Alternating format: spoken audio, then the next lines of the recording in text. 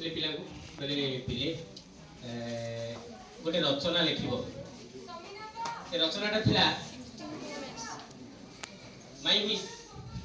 माने मो इच्छा माने मु कोन भाग चाहू बुझि पाइल ना मु कोन भाग चाहू हमर एई प्रश्न तो बोध हुए हम सार दीदी माने तुमको बहुत थोर पचारथिबे हमें पिला बेले गोटा कथा कहे मु डॉक्टर इंजीनियर कोन भी टिके बड़ हो गला पर एते अष्टम नवम मास जो आमे हम कथा जानि पारु प्रकृति मु केते पाठ पढुची कोन हेबी सेते बेले जदि पचरा हो तुमको नवम दशम रे तमे कोन हबो तमे भाबी चिंती की उत्तर दबो आमे कोन हो कारण तुम पाठटा ता पाखे थब तुम जानि परथबो कोन पाठ तेमनी मानस दीदी एटा पिला मान को देले योर विश खाता आदा हैला किछि देखिले आउ किछि खाता को घर को नै जाइथिले संध्या बेले ताको स्वामी जे बैंक रे जने मैनेजर सी आछंती सी बसचंती सोफा रे ये भी बसचंती ताको थियो घर भीतर पाठ पढुची ताको जे जो सब अछंती सब ताको ससुर सासू ताको दियर ताको जो जा समस्त बस अछंती घरे खाता देखा जाय ई खाता देखिला अवस्था रे ताको स्वामी देखिले मालती को आखिरु ठक ठक लुह जरुची मालती कोन हला काहे कि तमे खाता देखिला अवस्था रे एमती कांदुचो ना गोटे पिला ता विश लेखिची जो विश की देखी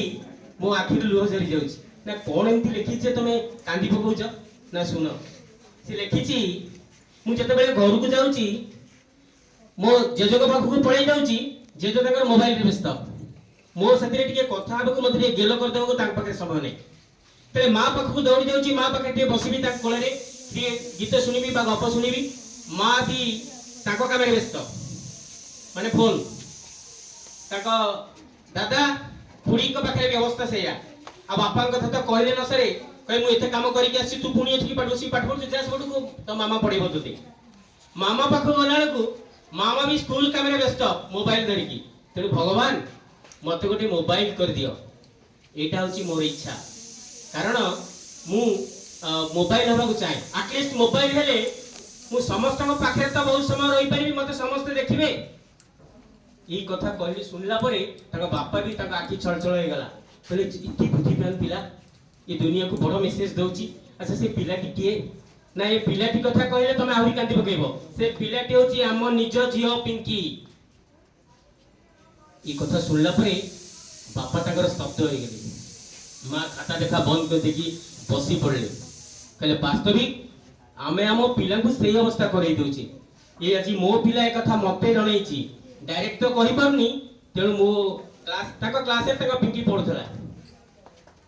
पहिले चिंता कर एई कथाटा तम मानक पई भी उद्दिष्ट आमे आज कहूछु जे तमे माने फोन देखुछ किंतु तमे माने तार प्रकृत जो दोषी नो दोषी होछन तम बापा मां माने जेतेबेले तमे छोटिया टे थला न खाई परले तुमको मोबाइल धरे जो झियो मोबाइल देखि खा पुओ मोबाइल देखि खा आज तार परिणति से माने पाउछंती एई नासी की मीटिंग रे कहउछंती आम पिला माने फोन देखुछंती सर आम पिला माने फोन देखुछंती दीदी ताऊ दिए मना करंतु आमे मना कले सी मानिबे कारण ताकर मज्जागत हो गलानी तेणु पिले वर्तमान भी समय अछि मोबाइल ठू दूरा जदि जीवन रे कोठी ऊपर को पहुंचीबो ताले मोबाइल ठू यथा संभव आस्ते आस्ते दूरे जाओ आज मेसेज तुम मान